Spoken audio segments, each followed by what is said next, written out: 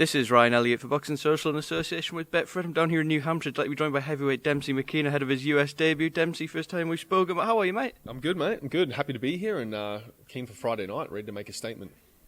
Let's talk about it then. Now, you've got your US debut pending, you've signed with Matchroom Boxing. Life must be pretty good right now. Talk to me about it. Yeah, it's amazing what happens when you leave Australia, isn't it? So, left there and I was in some amazing camps with AJ and Dillian Whyte and been all over the place pretty much. So I'm here in the States now, ready to make my debut. So it's all happening. Let's talk about your sort of training situation and what it's been like for you over the last few months. In the press release when you signed with Matchroom, it said that you've been working with Tony Sims. I understand you only managed to get a couple of weeks in. How's it been kind of juggling everything, going to the UK, being away with Sparring, and then now coming here as well? Yeah, definitely. It's been a bit all over the place, So, like I said, I was in other people's training camps, helping them out. But, I'm fit. I was getting rounds in. I spent a couple of weeks with Tony Sims. And now I'm here in the States working under Adam Zayas as well. He's looking after me while I'm here. So, I've been in good hands, ever since I left Australia. I was in good hands then. I'm in good hands now. So, I'm fit. I'm ready to go. That's all that matters. As I mentioned, it's the first time you and I have spoken on camera. So, I wanted to ask you about your road into boxing here now, 19-0, ready to make a big move on the world stage. But what got you in the first place? Why boxing? It's funny that I never really had an interest in boxing at all. I was competing in mixed martial arts. Started that when I was about 19, so I got into combat sports quite late. I'm 31 now. I just got into MMA. I saw some UFC on TV one time. I thought it was a pretty crazy sport, and next thing you know, I signed up at a gym and started training. Had my first fight after about 8 months.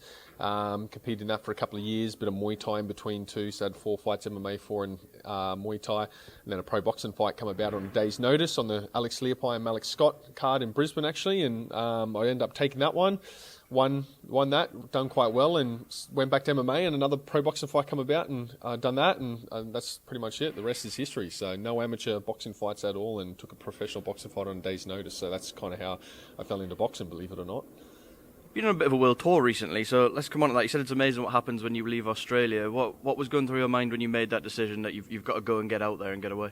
Yeah, definitely. We've been in talks for a while about trying to get a fight on Matchroom, and obviously it's just a logistical nightmare trying to be able to leave the country. I had to get travel exemptions and visas, everything sorted for me just to be able to leave my country. So obviously the way things are, and we couldn't get fights, couldn't fly in opponents, which we have been for the last, numerous fights.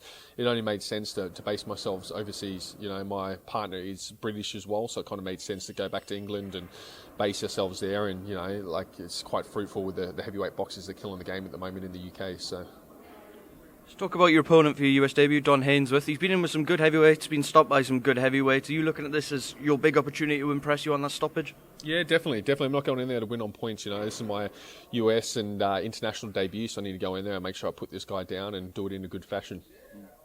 You've also got yourselves a couple of very good world rankings there. Is this kind of about not only looking good, but over the next sort of year or so, jockeying for position in those rankings while we work out what the hell's going to go on at the top of the division?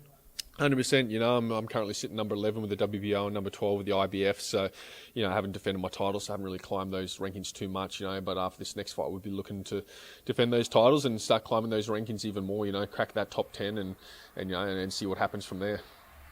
You have had some fantastic sparring, so I do want to talk about it. We'll start with Anthony Joshua. You were in there helping him prepare for Alexander Usyk. What was it like training alongside Anthony Joshua and sharing the ring with him? Yeah, definitely. He's the biggest name in boxing. He's a professional, conducts himself really well. Really good team out there. Just professional all around. So it was good rounds, good technical rounds that I've done with AJ. They were quite happy with how I performed and stuff. They asked me to come back for the rematch in the training camp. It was good rounds. You were in camp with him. Surprised, unsurprised by the result against Alexander Usyk? What was going through your head watching that fight? Yeah, I think everyone was a little bit surprised as well. I was hoping he wasn't going to try and box too much, against such a slick boxer with Usyk. I was hoping he was going to use his size and his power and, authority in the ring. So, unfortunately, it didn't go to plan, and, hopefully they can make some adjustments and come back and fight accordingly. When you were sharing rounds with Anthony, was that kind of similar to what he was doing in the ring, or was he doing what you were saying there and using his size and his physical advantages? Yeah, we done a lot of technical rounds and stuff, so we were just working on certain stuff. So, yeah, they're just doing a lot of kind of tech rounds and stuff. But, yeah, I was only there for the last 3 weeks of his camp too, so I'm not too sure how they kind of sparred before that. You're also in camp with Dillian Whyte. What was that like going out and being alongside Dillian? What's he like? Yeah, he's good, man. He's a good laugh. I like Dillian a lot. He's really good camp out there. Makes you feel really at home. You know, you join in every training session with them as a team. So he's got a really good team out there as well. Yeah, I really enjoyed his camp as well out in Portugal as well. Sun shining, so a little bit better weather than London. So I really cherish that, the month out there, especially leaving Australia and leaving the nice sunny weather on the Gold Coast. So yeah, it's really good. I'd go out there in a heartbeat for sure. Dillian unfortunately had to pull out of his fight with Otto Wallen. There was a lot of sceptics on the back of that, questioning his injury, but he did say he'd been training with it in camp and it just got too much. You've been around it. Did you kind of see that deterioration? Yeah, 100%. He had about 2 weeks off from sparring due to his shoulder as well. There's certain points in sparring that it did tweak. He had to pull up early. We only sparred 3 times the whole time I was there in a month, you know, so that pretty much speaks for itself. Like, he did have an injury. Everyone knows Dillian doesn't pull out for fights. He's about as tough as they come, you know, so he definitely did have the shoulder injury there. And, you know, I didn't spar myself for 2 weeks there due to that injury, you know, so... I want to ask you, you've sparred Dillian Whyte, sparred Daniel Dubois, Anthony Joshua. Who's hit the hardest that you've been in the ring with? Yeah, just I try not to let them hit me too much, you know. We're all heavyweights, mate. We all hit pretty damn hard, you know. So I've given them all good rounds as well. And good old Dillian Whyte caught me with his check hook as well in the first round. I was like, yeah, I'm not going to let him tag me with that one again. And yeah, fair enough. I stuck to that game plan. So, but yeah, they all hit pretty hard, man. We all hit hard, you know. So simple as that. And the sparring. So I'll say on par. They all hit the same. Yeah, there we go. No favouritism here. No, look, you're away and you've got this great opportunity on Friday night and going forward with Matchroom boxing, but it's something I spoke to Ebony Bridges about as well, who spends a lot of time away from home. How difficult is it not only being so far away, but with restrictions and whatnot, knowing that you're here for the long haul and you've had to leave so much behind?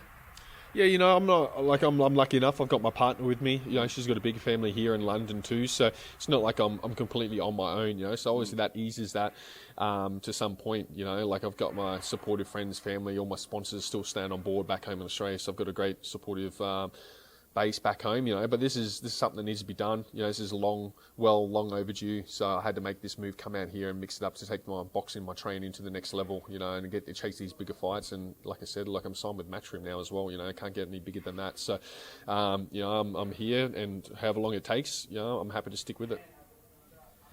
You did that a couple of weeks with Tony Sims. He's got other commitments, so he's in the UK and you're over here for now. But when you look at the shows Matchroom putting over there, and obviously you got Tony over there, you must be dying to make a UK debut. I am. I was thinking I was going to make my international debut in the UK first. We were actually looking at fighting on the Sheffield card last week. That one we didn't. We wanted a bit more time with Tony, so we pushed it back a bit. We're hoping to get on the Cambosis and Lopez card. That one didn't end up happening, so we're on the card here in New Hampshire. So you know, at least we're getting a fight and getting our name out there. So that's the main thing. Hey, Demsey, I'm going to leave the final word to you. US debut Friday night. What can the fans expect to see? Knockout before the 4th round for sure. Hey, Demsey, thank you very much for speaking to Boxing Social, and good luck.